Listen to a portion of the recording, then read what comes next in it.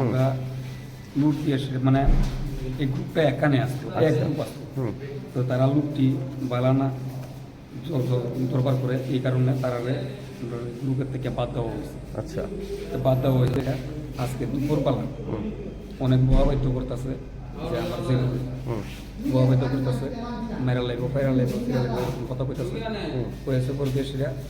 তো আমার যারা তো ভাই যে আছে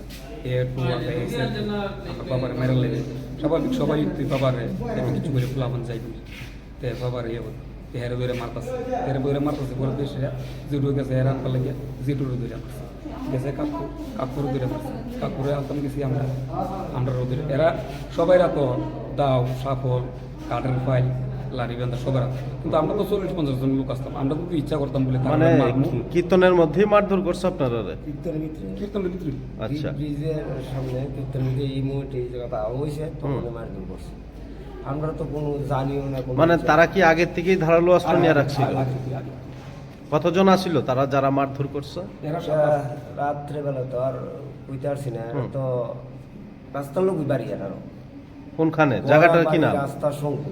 আচ্ছা, তারা তো লাঠি বান্ধা লইয়া যে এরকম প্ল্যান করে রাখছে কারা জানে। কি নাম আপনার? আমার নাম গোপাল সরকার।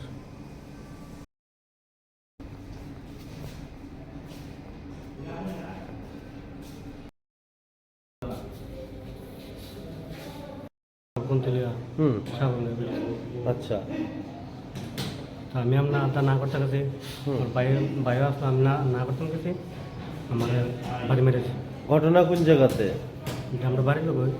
আচ্ছা, যারা মারধর করছে তার নাম জানো? নাম জানি। কি নাম তাদের?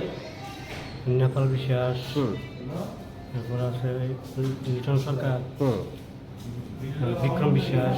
আচ্ছা, তারপরে লিটনের ভাইয়ের নাম হচ্ছে টোটন। তারা কি সবাই আসছিল ঘটনাস্থলে? আচ্ছা,